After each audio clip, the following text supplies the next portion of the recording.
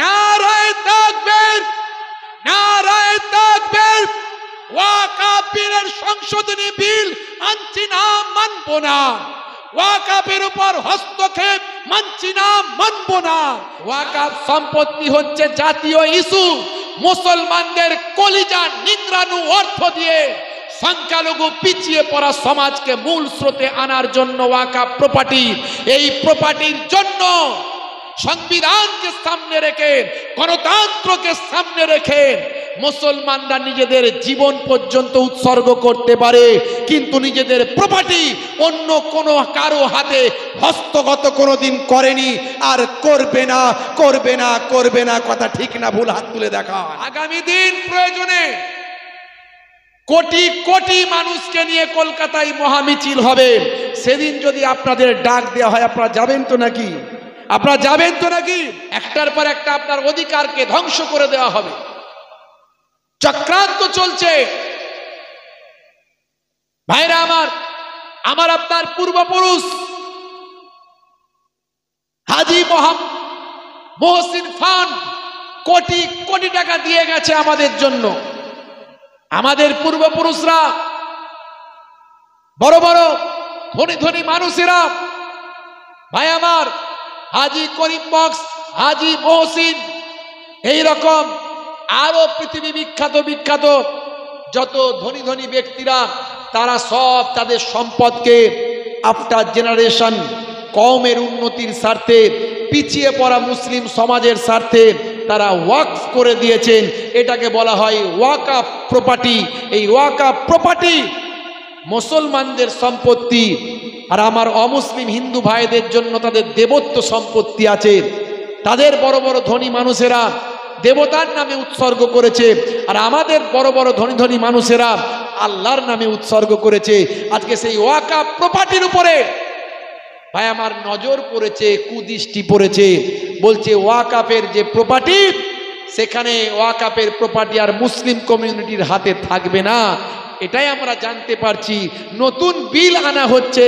সেই bill pass হলে ভাই আমার কেন্দ্র সরকার সে নিজে নিয়ে, কেন্দ্র সরকার নিজে নিয়ে কেন্দ্র সরকারের অধীনে ওয়াকফ প্রপার্টি পরিচালিত হবে। তার মানে মুসলমানদের আন্ডারে মুসলিম কমিউনিটি আজকে ওয়াকফ প্রপার্টি পরিচালনা করে। যদিও এখানে অনেক ঘুঙুর বাসা তৈরি হয়েছে, ঠিকভাবে ইউটিলাইজ হয় না আমরা জানি, তবু যেটুকু যা হচ্ছে আমাদের স্বায়ত্ত শাসন সংবিধান কর্তৃক অধিকার আমাদের দেওয়া হয়েছে, সেই অধিকার থেকে বঞ্চিত করার প্রতিবাদে ভাই আমার মুসলিম পার্সোনাল ল বোর্ড লড়াই করছে। আজকে আগামীকাল কলকাতায় বিশাল একটা সমাবেশ আছে, প্রচুর মানুষ সেখানে যাবে। তবুও সেটা মাত্র 1% নয়। কলকাতায় কালকে প্রচুর মানুষ যাবে, সেটা 1% নয়। কারণ এখনো মুসলিম জনসমাজ এখনো ওয়াকফ প্রপার্টির ব্যাপারে সচেতন নয়। ভাইরা আমার, মহারাষ্ট্রে ভোট প্রচারে এসেছিলেন মাননীয় স্বরাষ্ট্রমন্ত্রীজি। তিনি সেখানে বলেছেন শরদ পাওয়ার সে ওয়াকফ প্রপার্টি যাতে হস্তগত না হয়, নতুন বিল প্রণয়ন যাতে না করা যায়, তার জন্য বাধা দিচ্ছে। শরদ পাওয়ারের উপর বিষোদ্গার করেছে। শুধু তাই নয় ভাই আমার, চন্দ্রবাবু নাইডু থেকে শুরু করে ভাই আমার বিহারের মুখ্যমন্ত্রী, আপনার তিনি যে সম্মিলিত ওনার যে সহযোগী যে দলগুলো আছে, তারাও নির্বিকারের মতো চুপ করে বসে আছে। মনে রাখবেন, ওয়াকফ সম্পত্তি হচ্ছে জাতীয় ইস্যু। মুসলমানদের কলিজা নিংড়ানো অর্থ দিয়ে সংখ্যালঘু পিছিয়ে পড়া সমাজকে মূল স্রোতে আনার জন্য ওয়াকফ প্রপার্টি, এই প্রপার্টির জন্য সংবিধানকে সামনে রেখে, গণতন্ত্রকে সামনে রেখে মুসলমানরা নিজেদের জীবন পর্যন্ত উৎসর্গ করতে পারে, কিন্তু নিজেদের প্রপার্টি অন্য কোনো কারো হাতে হস্তগত কোনোদিন করেনি, আর করবে না, করবে না, করবে না। কথা ঠিক না ভুল? হাত তুলে দেখান। মাশাআল্লাহ, নারে তাকবীর। আগামী দিন প্রয়োজনে কোটি কোটি মানুষকে নিয়ে কলকাতায় মহামিছিল হবে। সেদিন যদি আপনাদের ডাক দেওয়া হয় আপনারা যাবেন তো নাকি? আপনারা যাবেন তো নাকি? মুসলমানদের সম্পত্তি আমাদের সম্পত্তি বাঁচানোর জন্য এখানে কোনো বিরোধিতা নাই, কোনো দ্বন্দ্ব নাই। ভাই আমার, অমুসলিম ভাইদের জন্য আছে দেবত্ব সম্পত্তি, তাদের পূর্বপুরুষরা দিয়ে দিয়েছেন।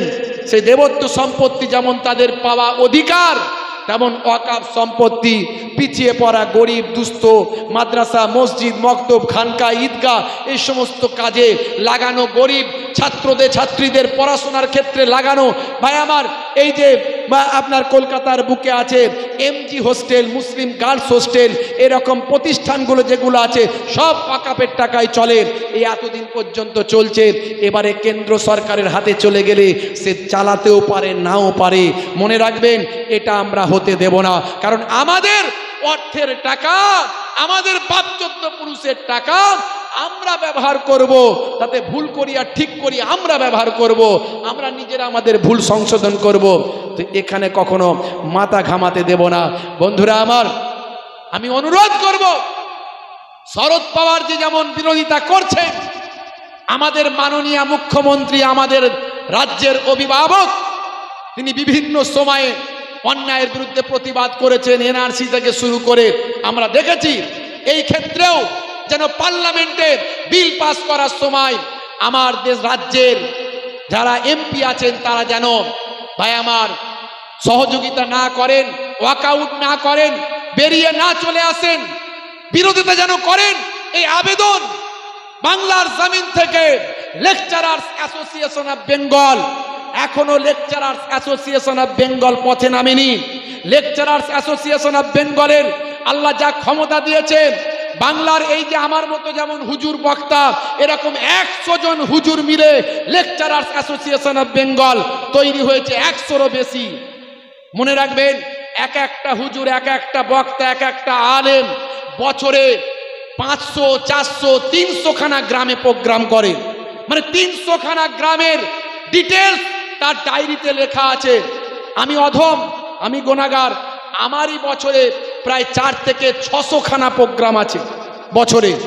এই প্রত্যেকটা গ্রাম থেকে যদি আমরা মানুষদের ডাকি, শুধু লেকচারার্স অ্যাসোসিয়েশন অফ বেঙ্গলের ডাকেতেই লক্ষ লক্ষ মানুষের জামায়াত হবে ইনশাআল্লাহ আগামী দিন।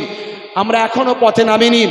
আমার দেশের, আমার রাজ্যের মাননীয় মুখ্যমন্ত্রী, তিনি আমাদের সুখের দুঃখের সাথী, সকলকে সমান নজরে দেখেন। আমাদের অভিভাবক, আমরা আবেদন করব এই বিল যাতে পাস না হয়, তার জন্য বাংলা তার উপযুক্ত ভূমিকা পালন করবে। এবং অন্যান্য রাজ্যের মুখ্যমন্ত্রীদের কাছেও আমি Mohebullah Husaini lecturers association of বেঙ্গলের পক্ষ থেকে এই আবেদন রাখছি। আপনারা আমার সঙ্গে একমত কিনা হাত তুলে দেখান। একমত তো? নারায়ে তাকবীর, নারায়ে তাকবীর, নারায়ে তাকবীর। ওয়াকফ বিলের সংশোধনী বিল আনছি না, মানব না। ওয়াকফের উপর হস্তক্ষেপ মানছি না, মানব না। নারায়ে তাকবীর। ভাইরা আমার, তরুণ যুবকেরা, এখনো সময় আছে। আল্লাহর পথে ফিরে আসুন, রাসূলের সুন্নতের পথে ফিরে আসুন। আপনার আমার জীবন কিভাবে পরিচালিত হবে বুঝতেই পাচ্ছেন। কেউ বলার থাকবে না, কেউ আগুল তোলার থাকবে না, কেউ অন্যায়ের বিরুদ্ধে প্রতিবাদ করার থাকবে না। এখনো ফিরে আসুন আল্লাহর পথে, ঐক্যবদ্ধ হন। আপনি আপনার মাযহাব, সিলসিলা, দল মত, আপনি দেওবন্দি, আপনি বেরলভী, আপনি আহলে হাদিস, আপনি লামাযহাবী, আপনি ফুরফুরা, আপনি তালতালা, আপনি চরমনাই, আপনি জৌনপুরি, আপনি অমুক, আপনি তমুক, হ্যাঁ, আপনি সিপিএম পার্টির মুসলমান, তৃণমূল পার্টির মুসলমান, কংগ্রেস পার্টির মুসলমান, যে পার্টিরই হন না কেন, কলকাতায় যখন আপনার মেয়েটা পড়তে যায় তখন মুসলিম গার্লস হোস্টেলে থাকে। এই মুসলিম গার্লস হোস্টেলটা ওয়াকফের টাকায় চলে। আপনার ছেলেটা, আপনার মেয়েটা কিন্তু ওই ওই ওই ওই প্রতিষ্ঠানে যখন পড়ছে, সে ওয়াকফের টাকায় থাকা জায়গাতে পড়ছে। অতএব ভাই আমার, দলের জায়গায় থাকবে, পলিটিক্সের জায়গায় থাকবে, আপনার মাযহাব সিলসিলা তার জায়গায় থাকবে। কিন্তু যখন কওমের উপর আঘাত আসবে, তখন সমস্ত মুসলমান শুধু নয়, শুভবুদ্ধি সম্পন্ন হিন্দু, খ্রিস্টান, জৈন, বৌদ্ধ যারা সেকুলার, তাদের সকলকে নিয়ে আমাদের এগিয়ে যেতে হবে। কথা ঠিক না ভুল বলেন ভাইরা আমার? নিশ্চয় গণতন্ত্রকে সম্মান জানাতে হবে, সংবিধানকে মর্যাদা দিতে হবে, কোন রকম উচ্ছৃঙ্খল বিশৃঙ্খল পথ বর্জন করতে হবে। আমাদেরকে শৃঙ্খলাবদ্ধভাবে জীবন যাপন করে অন্যায়ের বিরুদ্ধে আমাদের রুখে দাঁড়াতে হবে। বলুন তরুণ যুবকেরা, মুসলমান আল্লাহ যখন ভুলে যাবে, দিন ভুলে যাবে, শরিয়ত ভুলে যাবে, ইসলাম যখন ভুলে যাবেন, তাদের উপর আল্লাহ গজব নাজিল করবেন। কখনো জামিনি গজব নাজিল হবে, কখনো আসমানি গজব নাজিল হবে। আকাশ থেকে কখনো অতিবৃষ্টি হবে, বন্যা হবে, শিলাবৃষ্টি হবে। কখনো আল্লাহ আকাশ থেকে বা আমার বিভিন্নভাবে মুসিবত দেবেন, অ্যাসিড বৃষ্টি দেবেন। কখনো জামিন ধসে যাবে, কখনো জামিনে ভূমিকম্প হবে, কখনো জামিনে বা আমার বিভিন্ন রকম আল্লাহ গজব দেবেন, জীবাণু দিয়ে দেবেন। আইলা লাইলা থেকে শুরু করে করোনা, আমফান থেকে শুরু করে সুনামি, ভূমিকম্প, ভুজ, ভাই আমার নেপাল থেকে শুরু করে পৃথিবীর বিভিন্ন জায়গায় আমার আপনার নবী আপনাকে আমাকে হেফাজত করছেন তার কুদরতি আল্লাহর নবীর ওসিলায়। শুধু দোয়ায় আমার নবী দোয়া চেয়েছিলেন, আমার উম্মতকে চাটে ধ্বংস করবেন না। এর জন্য আমার আল্লাহ আপনাকে আমাকে হেফাজত করছেন। নবীর দোয়া একসঙ্গে ধ্বংস করেননি। কিন্তু মানুষ যখন দিন ভুলে যাবে, শরিয়ত ভুলে যাবে, এমনকি আল্লাহ জালেম বাদশা তাদের উপর নিয়োগ করে দেবে। হচ্ছে না হয়নি? চারিদিকে তাকিয়ে দেখুন ভাই আমার, সারা পৃথিবীতে যুদ্ধ চলছে, লড়াই চলছে না চলেনি? ওদিকে ইউক্রেন, রাশিয়া, এদিকে ভাই আমার মধ্যপ্রাচ্যের জায়নবাদী ভাই আমার দোস্ত আমার ইলিদের সঙ্গে ফিলিদের গা যা শর্ট ফর্মে বলছি, বুঝে নেবেন, মানে এদের মিডিয়ার লোকেদের অসুবিধা হবে। মানে এতটাই ওরা ইন্টারনেটকে, মিডিয়াকে, বিশ্ব মিডিয়া কন্ট্রোল করেছে, টেকনোলজিতে এতটা উন্নত হয়েছে, আমি মুখে বললে ওদের সমস্যা হবে। এ তরুণ যুবকেরা, পৃথিবীর বুকে এই কদিনের মধ্যে হাজার হাজার মানুষ, শুধু মধ্যপ্রাচ্যে প্রায় 60,000 মানুষ শহীদ হয়ে গেছে, কিছু কম বেশি 50 থেকে 60,000 মানুষ। ওদিকে ইউক্রেন রাশিয়া চলছে, হাজার হাজার মানুষ মারা যাচ্ছে। আজারবাইজান আর আর্মেনিয়া ওদিকে শুরু হয়েছিল, এদিকে উত্তর কোরিয়া, দক্ষিণ কোরিয়া বা আমার যে কোনো সময় ধ্বংসস্তূপের উপরে আছে, যে কোনো সময় লেগে যেতে পারে। কিম জং উনকে তো সবাই ভয় করে, খ্যাপাটে বলে। এদিকে আবার ট্রাম্প, সে এক খ্যাপাটে নেতা তৈরি হয়েছে। বুঝতে পারছেন কখন যে কি শুরু হয়ে যাবে কেউ জানে না। ওদিকে ভাই আমার এখনো বাইডেনের ক্ষমতা আছে, জানুয়ারি থেকে ট্রাম্প ক্ষমতায় পাবে। তাই বাইডেন এখনো পর্যন্ত ইউক্রেনকে অস্ত্র দিয়ে যাচ্ছে। ভাই আমার 300 কিলোমিটার দূরপাল্লার ক্ষেপণাস্ত্র দেওয়ার ফলে এদিকে রাশিয়া প্রকাশ্য বলে দিয়েছে, যদি আমার ভূখণ্ডের 300 কিলোমিটার ভিতরে যদি কোনো ক্ষেপণাস্ত্র ইউক্রেন চালায়, তাহলে আমি পরমাণু বোমা চালিয়ে দেব।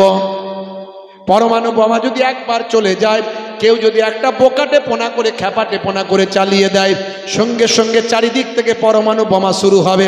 এক একটা বোমা, সেদিন মনে আছে হিরোশিমা নাগাসাকির কথা। ভাই আমার জাপানের হিরোশিমা নাগাসাকিতে আজও সেখানকার জনগণ ভাই আমার বিভিন্নভাবে পঙ্গু বিকলাঙ্গ জন্ম হয়। আজও সেখান থেকে ভাই আমার সেখানকার সেই জমিন এখনো পরিশুদ্ধ হয়নি। আজ কত বছর হয়ে গেল, জাপানের হিরোশিমা নাগাসাকি এখনো নিজের পায়ে উঠে দাঁড়াতে পারে না। পরমাণু বোমা তার থেকে কত ভয়ঙ্কর আজকের যুগের। এ তরুণ যুবকেরা, 1450 বছর আগে আল্লাহর নবী বলেছেন, কিয়ামতের আগে একটা মালহামা হবে। মালহামা, যে মালহামাতে পৃথিবীর 2/3 মানুষ মারা যাবে। এই মালহামাটা হবে কিন্তু পরমাণু যুদ্ধের মধ্যে দিয়ে। মালহামা এত ভয়ঙ্কর যুদ্ধ হবে যে যুদ্ধে 2/3 মানুষ, 3 ভাগের 2 ভাগ মারা যাবে। আধুনিকতা হারিয়ে যাবে। নবী জানিয়েছেন আধুনিকতা হারিয়ে যাবে। ভাই আমার আবার ঘোড়া নিয়ে যুদ্ধ শুরু হবে, ঢাল তলোয়ার নিয়ে যুদ্ধ শুরু হবে। মানে পৃথিবীর সমস্ত টেকনোলজি পৃথিবীর সমস্ত টেকনোলজি ধ্বংস হয়ে যাবে। সারা দেশের রাজধানীগুলোতে পরমাণু বোমা যখন পড়তে থাকবে, পৃথিবীর সমস্ত টেকনোলজি হারিয়ে যাবে।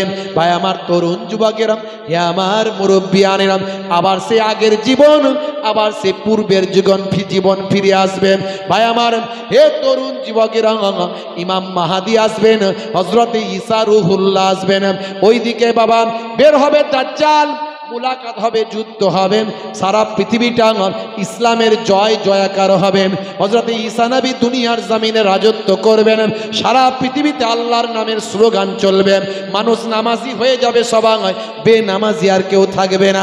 এইভাবে চলতে চলতে আমার আল্লাহ তাআলা আস্তে আস্তে কিয়ামত হাজির করে দেবে।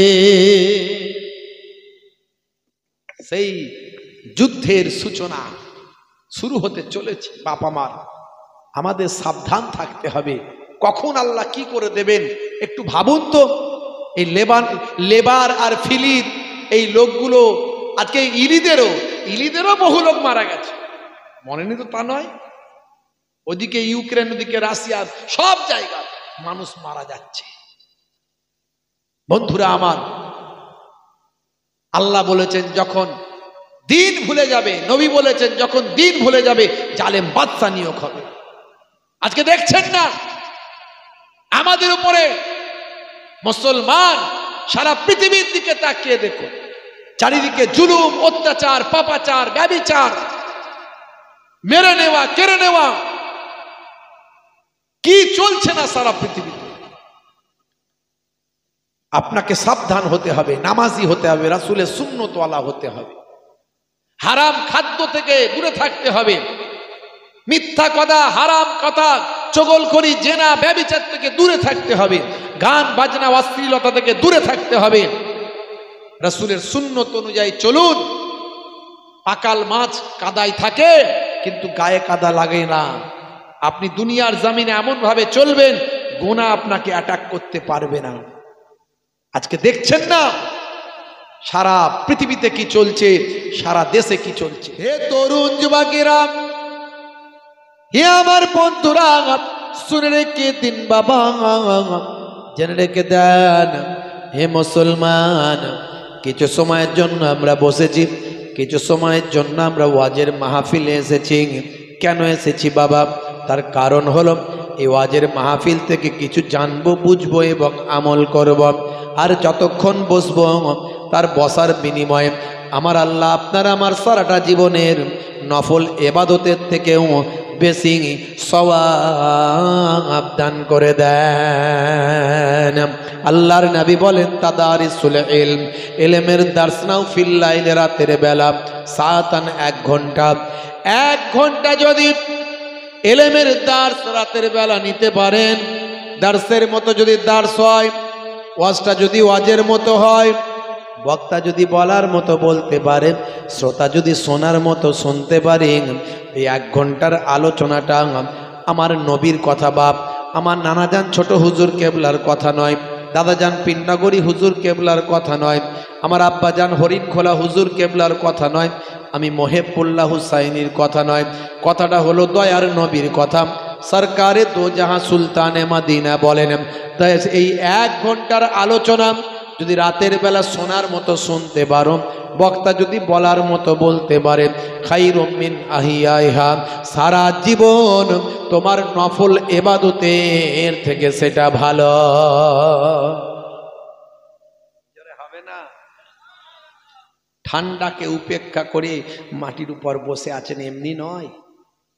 যারা বোঝে না তারা বোঝে না, যারা বোঝে তারা এসে বসে। এটুকু, এই সময়টার মর্যাদা অনেক বেশি। ভাইরা আমার, আল্লাহর নবী সাহাবীদের বলেছেন, আবু রাজিমকে বলেছেন, বাবা আবু রাজিম, যেখানে কোরআন এবং হাদিসের কথা আলোচনা হবে সেই জায়গায় গিয়ে বসবে, সেই জায়গায় গিয়ে বসবে। আর তোমার লিসানটা, তোমার জিহ্বাটা রাস্তাঘাটে ঘোরাফেরা করবে, দুনিয়ার বাজে কথা না বলে আল্লাহ আল্লাহ জিকিরে কাটাবে। এই দুটো জিনিস যদি করতে পারো, আমি রাসূলুল্লাহ বলি সাল্লাল্লাহু আলাইহি সাল্লাম, আমি দয়ার নবী বলি, খায়রাদ দুনিয়া ওয়াল আখিরাত, আমার আল্লাহ তোমার দুনিয়াতেও ভালো করবেন, আখিরাতেও ভালো করে দেবেন। হে তরুণ যুবকেরা,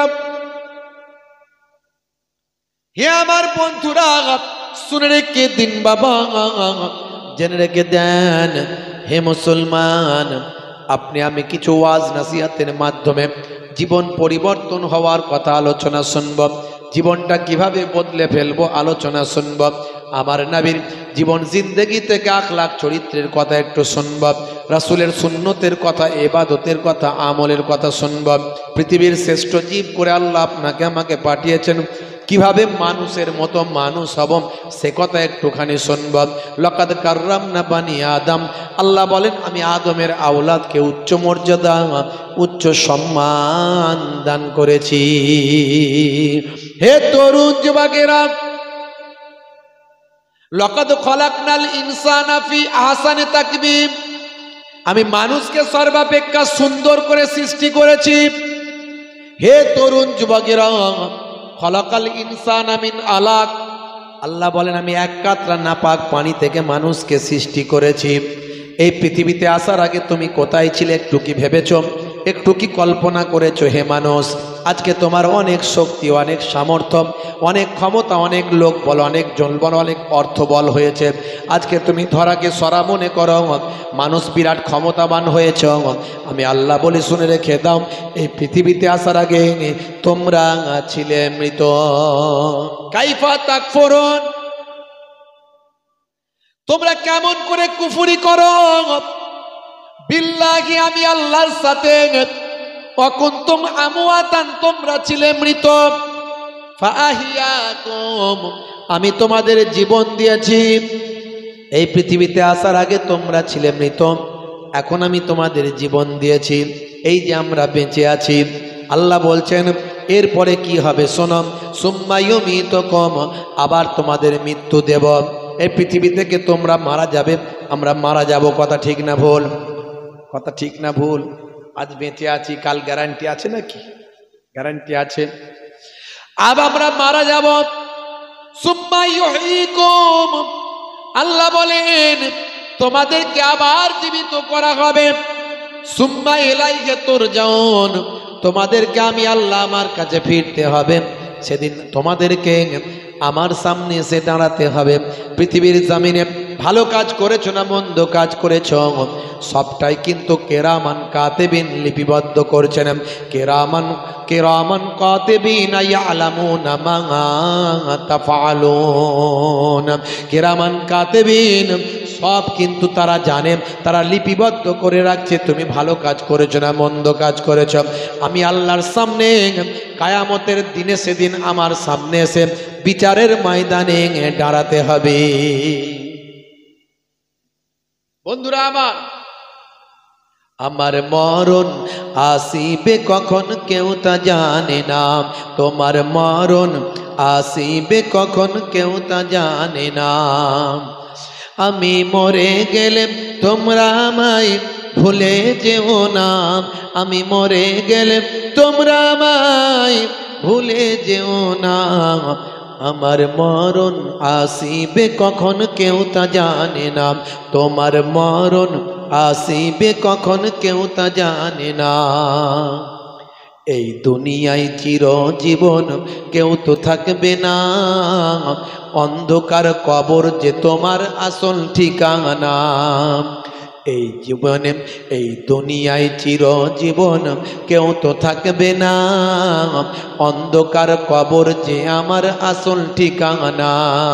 সেই কবরে পিতা মাতা কেউ তো আসবে না, সেই কবরে নবী ছাড়া কেউ তো আসবে না। আমার মরণ আসিবে কখন কেউ তা জানে না, তোমার মরণ আসিবে কখন কেউ তা জানে না। ভাইরা আমার, তরুণ যুবকেরা আমার, আল্লাহ বললেন বান্দারে, হে পৃথিবীর মানুষ, কিভাবে তোমাকে সৃষ্টি করেছি একটু ভাবো, একটু কল্পনা করো। তুমি ছিলে এক কাতরা নাপাক পানি, পিতামাতার মাধ্যমে শুক্রাণু আর ডিম্বাণুর মধ্যে দিয়ে মাতৃগর্ভে নির্দিষ্ট সময় যেতে না যেতেই ওই তরল নাপাক পানিটাকে আমি আল্লাহ রক্তের পিণ্ডে পরিণত করলাম। সুম্মা কানা আলাকাতান ফাখালাকা ফাসাওয়া, জমাট বাঁধা রক্তপিণ্ড সেখান থেকে গোস্তে পরিণত করলাম। এ তরুণ যুবকেরা, জমাট বাঁধা রক্তপিণ্ডে পরিণত হচ্ছে তরল বজ্র তরলটি, যে তরল পদার্থ, তরল পানি আমাদের শরীর থেকে বের হলে গোসল করা ফরজ হয়ে যায়। পাক পবিত্র গোসল না করতে পারলে অজু হবে না, অজু না করতে পারলে নামাজ হবে না, পাক পবিত্র গোসল না করতে পারলে নামাজ হবে না, কোরআন মাজিদ ছোঁয়া চলবে না, মসজিদে যাওয়া যাবে না। সেই পবিত্র গোসল আপনার জন্য ফরজ হয়ে যায়। যে নাপাক তরল শরীর থেকে বের হওয়ার কারণে সেই নাপাক এক কাতরা পানি থেকে আমার আল্লাহ মনুষ্য জাতিকে সৃষ্টি করলেন আমার আল্লাহ। হে তরুণ যুবকেরা, আল্লাহ বললেন বান্দারে, সেই নাপাক পানিকে নির্দিষ্ট সময় আমি আল্লাহ জমাট বাঁধা রক্তে পরিণত করলাম। সেই রক্তপিণ্ড আবার গোস্তের টুকরোতে পরিণত হলাম। হে তরুণ যুবকেরা, মাতৃগর্ভে নির্দিষ্ট সময়ে সেই গোস্তের পিণ্ডটা থাকতে থাকতে সেখান থেকে আমি আল্লাহ আমার কুদরতি ক্ষমতায় পঞ্চ ইন্দ্রিয় নাসিকা কর্ণ জিহ্বা তাক চোখ হাত পা কান আর শরীরটাকে আমি আল্লাহ দান করে দিলাম। কেবলমাত্র তাতে রুহ ছিল না। প্রত্যেকটা মায়ের গর্ভে আমি আল্লাহ কুদরতি ক্ষমতায় আমার ফারিস্তা দিয়ে কুদরতি রুহটা ওই দেহের শরীরের ভিতরে ঢুকিয়ে দিই। জোরে হবে না? বাপের আমার, একটু কল্পনা করুন, আজ বেঁচে আছি, কাল থাকবো কিনা গ্যারান্টি নাই। পৃথিবী হলো ক্ষণস্থায়ী, পরকাল হলো চিরস্থায়ী। আল্লাহ কোরআন মাজিদে বলছেন, বাল তুসিরুনাল হায়াতাদ দুনিয়া ওয়াল আখিরাতু খায়রুন ওয়া আবকা। এই দুনিয়া হলো তোমাদের জন্য ক্ষণস্থায়ী আর পরকাল হলো তোমাদের জন্য চিরস্থায়ী। এই অল্প দিনের জিন্দেগিতে মানুষ ধরাকে সরা মনে করেছে, মুসলমানের ছেলে নায়ক আর গায়কের ভক্ত হয়েছে। মুসলমানের ছেলে বলছে হয়েছি বাপের বেটা, মরবো একদিন, ভয় কিরে চল, এগিয়ে চল। 35 কেজি ওজন, 40 কেজি ওজন, তিরিং তিরিং করে লাফাচ্ছে, বলছে আমার সঙ্গে লাগবি না। হাতে নিয়েছে ডান্ডা, বলছে করে দেব ঠান্ডা। হে মুসলমানের ছেলে, শুনে রাখুন, কানটা খুলে, বডি হয়েছে, বডি দেখায়, ক্ষমতা দেখায়, সলেমান খানের ভক্ত ভাই ভাই আমার। পয়সা হয়েছে, পয়সার ক্ষমতা দেখায়, বল দেখায়, বলে আমি ভাই আমার মুকেশ আম্বানির চাস্তো ভাই। হে তরুণ যুবকেরা, কত শক্তিশালী হয়েছে ভাই, তা আজকে মানুষের মাঝখানে প্রকাশ করে জানান দেয় আমার সঙ্গে লাগবি না। আমার পেছনে কত লোক আছে জানিস, ঘরটাকে তুলে নিয়ে চলে যাব, ওই ইছামতি নদীতে ফেলে দেব। ওরে বাপরে বাপ, যেন ফেরাউনের ছোট ভাই এসে হাজির হয়েছে। ভাই মনে রাখবেন মুসলমান, কোনো ক্ষমতা আল্লাহর দরবারে কাজে লাগবে না। কত পৃথিবীর ভাই আমার তাবর তাবর শক্তিশালী রাজা বাদশাহ জমিন ছেড়ে বিদায় নিয়েছেন, আল্লাহর দরবারে টিকতে পারে না। হে জওয়ান যুবকেরা, আমার আপনার নবী এসে বললেন, হে দুনিয়ার মানুষ শোনো, তোমরা আল্লাহ ওয়ালা হয়ে যাও, এক আল্লাহকে বিশ্বাস করো, আল্লাহর হুকুমের পায়রাবি করো, দুনিয়ার সমস্ত অশ্লীলতা অন্যায় থেকে দূরে সরে এসো, আল্লাহর নামের ইবাদত করো, আল্লাহকে এক বলে মেনে নাও, আল্লাহর সঙ্গে কাউকে শরীক করো না, সমতুল্য করো না, সমকক্ষ করো না, আল্লাহর সমতুল্য সমকক্ষ কাউকে করো না, আল্লাহকে এক বলে তোমরা মানো, সামান্যতম অংশী আল্লাহর সঙ্গে করো না। শুনে রেখে দাও, কুল হুয়াল্লাহু আহাদ আল্লাহুস সামাদ লাম ইয়ালিদ ওয়া লাম ইউলাদ ওয়া লাম ইয়াকুল লাহু কুফুয়ান আহাদ। সেহি Allah is one, Allah is one whom all depend. He begets not, not is he begotten, and none is like him. বলুন সে আল্লাহ হলেন এক, আল্লাহ অভাব শূন্য, তিনি কাহাকেও জন্ম দেননি, কেহ তাহাকে জন্ম দেয়নি। সে আল্লাহর সমতুল্য, কুল কায়নাতের ভিতরে আর কেউ নাই। হে তরুণ যুবকেরা, হে আমার বন্ধুরা, হে আমার মুরব্বিয়ানেরা, দয়ার নবী আমার বলতে শুরু করলেন, হে দুনিয়ার মানুষ শুনে রেখে দাও, যত আসমানি কিতাব এসেছে সে আসমানি কিতাবগুলোকে বিশ্বাস করো। 104টা আসমানি কিতাব মানব, বিশ্বাস করো, আমল করো, আল্লাহর কোরআনের প্রতি আমল করো। অন্যান্য কিতাবের প্রতি আমল হবে না, আমল হবে আল্লাহর কোরআনের প্রতি। কিন্তু আসমানি কিতাবগুলোকে সব বিশ্বাস করো। যত পাইগম্বার এসেছে সমস্ত পাইগম্বারকে বিশ্বাস করো, মানো, কিন্তু সুন্নতটা আমল করো। শুধু আখিরি জামানার পাইগম্বার, আমি জগতের শেষ নবী, আমার সুন্নতের তাবেদারি করো।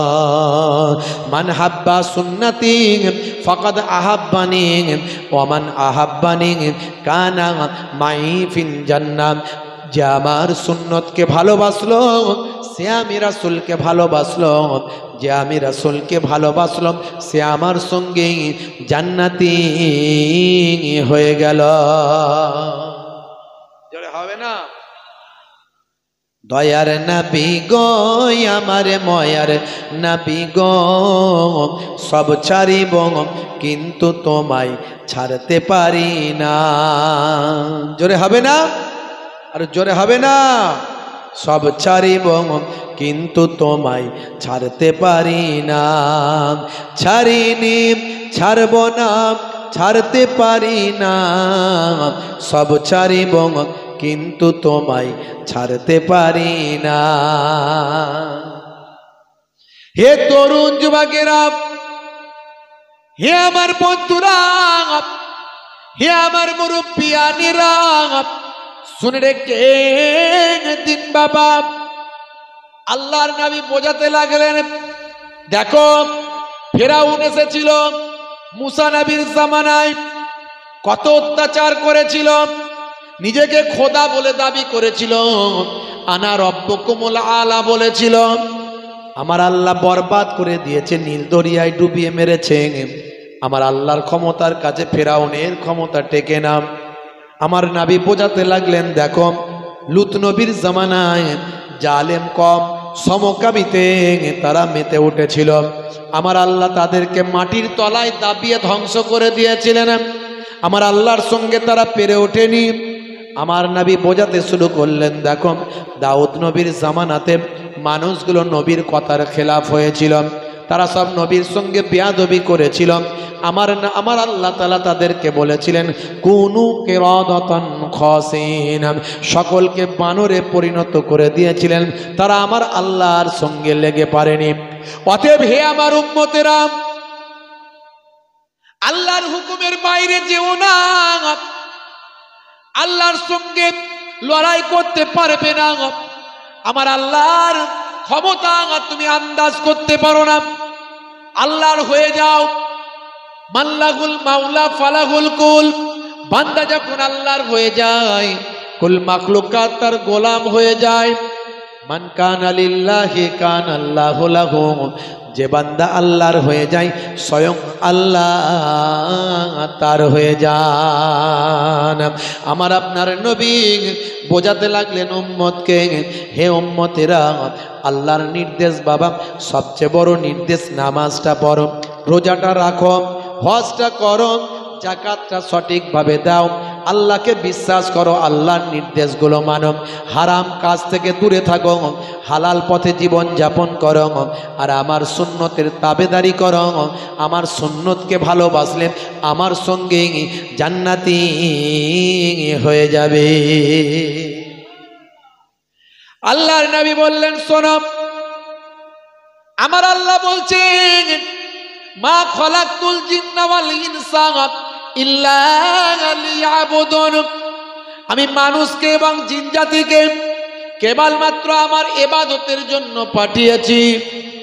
এই ইবাদত মানে নামাজ, রোজা, হজ, যাকাত, সংসার, কাজ কারবার, ব্যবসা বাণিজ্য, এগুলো কি? আল্লাহর নবী বুঝিয়ে দিলেন, হে দুনিয়ার মানুষ শোনো, ব্যবসা বাণিজ্য কাজ কারবার সংসার ধর্ম স্ত্রী ছেলে মেয়ে ভালোবাসা প্রেম প্রীতি মহাব্বত সকালে ঘুম থেকে ওঠা থেকে ঘুমাতে যাওয়া পর্যন্ত যা কিছু করবে সব যদি নবী আনা তারিকায় হয়, নবীর সুন্নতের উপর হয়, আমি যেভাবে করতে বলি এভাবে যদি সব কাজগুলো করো তোমার কাজগুলোও করা হবে আর সুন্নতের সওয়াবটাও নামাজ আমলে লিখে দেওয়া হবে। বন্ধুরা আমার, তরুণ যুবকেরা আমার, হে আমার মুরব্বিয়ানেরা, হে যুবকেরা, শুনে রেখে দিন বাবা, আল্লাহর নবী তাই বললেন, যখন ঘুম থেকে উঠবে আল্লাহর নাম নিয়ে ঘুম থেকে ওঠো। যখন তুমি বাইরে বেরোবে তাওয়াক্কালতু আলাল্লাহ বলে তুমি তোমার বাড়িতে লকটা করে দাও, তালাটা মেরে দাও। যখন তুমি কোনো কাজ শুরু করবে বিসমিল্লাহির রহমানির রহিম বলে শুরু করো। যখন কোনো আনন্দের সংবাদ পাবে তখন মাশাআল্লাহ তুমি বলো। যখন কোনো দুঃখের সংবাদ পাবে ইন্না লিল্লাহ তুমি তখন বলো। আর যখন রাস্তা দিয়ে যাবে কাঁচ ভাঙা পেরেক পাথর থাকলে সরিয়ে দেবে। যখন ঘুমাতে যাবে ডান দিকে কাত হয়ে ঘুমাবে। যখন তুমি পোশাকটা পরবে ডান দিক থেকে শুরু করবে আর তোমার গায়ের পোশাকটা তুমি পারলে নিসফুসাদ হাঁটুর নিচে পর্যন্ত তুমি পরবে। মা আসফালা মিনাল কাবাইনি মিনাল ইজারে ফিন্নার, তোমার পায়ের গিরার নিচে যেন তোমার পায়জামা না চলে যায়, লুঙ্গি না চলে যায়। যদি ইচ্ছাকৃতভাবে পায়ের গিরার নিচে যায় ওই অংশটা জাহান্নামের আগুনে জ্বলবে। তাই 1450 বছর আগে দয়ার নবী জানিয়ে দেন যে কথাগুলো নবী আমার বলেছেন আজকের যুগে বিজ্ঞান আর বাস্তবতায় পরিণত হয়। হে তরুণ যুবকেরা, হে আমার মুরব্বিয়ানেরা, দয়ার নবী আমার বললেন যখন তুমি ঘুমাতে যাবে রাতের বেলা লাইটটা বন্ধ করে দেবে। আজকের স্বাস্থ্য বিশেষজ্ঞরা বলছেন লাইট আমরা যখন ঘুমাই, ঘুমানোর পরে যখন গভীর ঘুমে আচ্ছন্ন হয়ে যায়, লাইট যদি বন্ধ থাকে তবে আমাদের মাথার এক পাশ থেকে একটা হরমোন নিঃসৃত হয়, যে হরমোনটা আমাদের মানসিক ভারসাম্য ঠিক রাখার জন্য, ব্রেনের কাজ পরিচালনা করার জন্য, ব্রেন আমাদেরকে ইন্ডিকেট করছে আমাদের নার্ভের মাধ্যমে দুঃখ কষ্ট প্রেম ভালোবাসা আনন্দ উৎসাহ উদ্দীপনা যত আমরা যে সমস্ত ভাবনাগুলো ভাবি, এই সঠিক ভাবনাগুলোকে মেনটেন করার জন্য, ভাই আমার সুন্দরভাবে পরিচালনা করার জন্য ওই হরমোনটার প্রয়োজন। স্বাস্থ্য বিশেষজ্ঞরা বলছে এই হরমোনটা ঘুমিয়ে যাওয়ার কিছু কম বেশি 2 ঘন্টা পর আলো বন্ধ থাকলে মাথার এক ধার থেকে আল্লাহর কুদরতি ক্ষমতায় নিঃসৃত হয়ে আমাদের ব্রেনের উপকার করতে থাকে। জোরে বলুন সুবহানাল্লাহ। মেডিকেল যারা আছেন, মেডিকেলের যারা টিম আছেন, ডাক্তার সাহেবরা আছেন, জিজ্ঞাসা করবেন। এটা আজকের স্বাস্থ্য বিশেষজ্ঞরা বলছেন। আর এই কথাটা লাইট বন্ধ করে ঘুমাও 1450 বছর আগে দয়ার নবী জানিয়ে দিয়েছেন। জোরে বলুন। কত উদাহরণ দেব আমি, এরকম অসংখ্য উদাহরণ দিয়েছি এর আগে। হে তরুণ যুবকেরা, আল্লাহর নবী খাওয়া দাওয়ার পরে একটু মিষ্টি খেতে মধু খেতে পছন্দ করতেন। হাদিস পাকের মধ্যে এসেছে ইউহিব্বুল হালওয়া ওয়াল আসাল, নবী আমার মিষ্টি এবং মধু খেতে পছন্দ করতেন। স্বাস্থ্য বিশেষজ্ঞরা বলছেন খাওয়া দাওয়ার পরে মিষ্টি যদি খাওয়া হয় বা আমার শরীরের হজম শক্তি বেড়ে যায়, হজমের উপকার হয়। শুধু তাই নয়, কার্ডিওভাস্কুলার নামে একটা হার্টের অসুখ হয়, যদি খাওয়া দাওয়ার পরে একটু মিষ্টি পান করা হয় এই কার্ডিওভাস্কুলারের মতো ভয়ঙ্কর অসুখ থেকে রক্ষা পাওয়া যায়। আল্লাহর নবী 1450 বছর আগে যা বলেছেন আজকের যুগে বিজ্ঞান আর বাস্তবতায় প্রমাণিত হয়। অনেক বলেছি, বেশি কথা আর বলবো না। নবী বলছেন ঘরেতে পালতু কুকুর আর ছবি, ফটো, স্ট্যাচু, বুঝতে পারছেন, ঘরেতে স্বামী স্ত্রীর বিয়ের ছবি টাঙিয়ে রাখে না নাই? হ্যাঁ, হানিমুনে গেছে, হানিমুনে বেড়াতে গেছে, সেই ছবি তুলে নিয়েছে ঘরেতে ভালো করে টাঙিয়ে দিয়েছে, আছে না নাই? ছেলের ভাই আমার, ছেলের আকিকার ছবি তুলেছে, তুলে টাঙিয়ে রেখেছে, স্ট্যাচু রেখেছে, ছবি রেখেছে। আল্লাহর নবী বলছেন লা ইয়াদখুলুল মালাইকাতু বাইতান ফিহি কালবুন আও তাসাবির, যে ঘরে পালতু কুকুর দরজার সামনে ঘুমায়, শিকারি কুকুর পোষা জায়েজ আছে, যেগুলো ট্রেনিং প্রাপ্ত কুকুর, কুকুর প্রভু ভক্ত এবং কুকুরের ঘ্রাণ শক্তি অনেক বেশি, কুকুর অতি সহজে কে শত্রু আর কে মিত্র চিনতে পারে, কুকুর অতি সহজে পাহারাদারের দায়িত্ব পালন করে, নিজের জীবন দিয়ে দেবে, অথচ নিজের মালিককে বাঁচানোর জন্য যা করার তাই করবে। কুকুর এমন একটা প্রভু ভক্ত প্রাণী। কিন্তু কুকুর যদি শিকারী কুকুর হয়, সেটার মশলা হলো চলবে, আর বাঁশবাগানের ধারে যায়, ভাই আমার, নোংরা পটি আবর্জনা খায়, আর তোমার ঘরের উসরায় এসে ঘুমায়, ও শিকারী কুকুরও নয়, আর ও বাবা প্রভু ভক্ত কুকুরও নয়। এই রকম পালতু কুকুর ভাই আমার, যে ঘরের দরজার সামনে ঘুমায়, যে ঘরের বারান্দায় ঘুমায়, নবী বলেন সেই ঘরে ফারিস্তা ঢোকে না। আর যে ঘরে ভাই আমার ছবি থাকবে, তাসবির থাকবে, স্ট্যাচু থাকবে, পিকচার থাকবে প্রকাশ্যভাবে, আপনি বলবেন মোবাইল আছে, মোবাইল একটা ভিতরে আছে, খুললে বেরোবে, না খুললে বেরোবে না। আপনি যেমন আয়নার সামনে দাঁড়ান, আয়নার সামনে দাঁড়ালেই ছবি আপনার আসবে, আবার সরে যাবেন আয়নার সামনে থেকে ছবি নাই, ওগুলো আলাদা। আর এটা কন্টিনিউয়াসলি দেওয়ালে টাঙানো, আলমারিতে রাখা, এই রকম ছবি যে ঘরে থাকে, রহমতের ফারিস্তা আসে না। এক চাচা তার ছেলেদেরকে নসিহত করছে, এক চাচা তার ছেলেদেরকে নসিহত করছে, বাবা হুজুররা বলে যে ঘরে ছবি থাকে, ফটো থাকে, স্ট্যাচু থাকে, সে ঘরে নাকি ফারিস্তা নাকি ঢোকে না। তো এক কাজ করিস বাবা, আমি তো মরতে চাই না, কিন্তু যদি মৃত্যু চলে আসে, দেখবি যখন পরিস্থিতি খারাপ, ওই যে ঘরে ছবি আছে ওই ঘরে ঢুকিয়ে দিবি, তাহলে কি হবে, ফারিস্তারা আসবে না, তাই তো নাকি? এই তার চিন্তা ভাবনা। কিন্তু না, মনে রাখবেন এটা রহমতের ফারিস্তা ঢুকবে না, কিন্তু আজরাইল ফারিস্তা রনে বনে জঙ্গলে যেখানেই থাকো, মওতের সময় হলে সামনে দেখতে পাবো। জোরে বলুন সুবহানাল্লাহ। যেখানেই থাকবেন সামনে দেখতে পাবেন।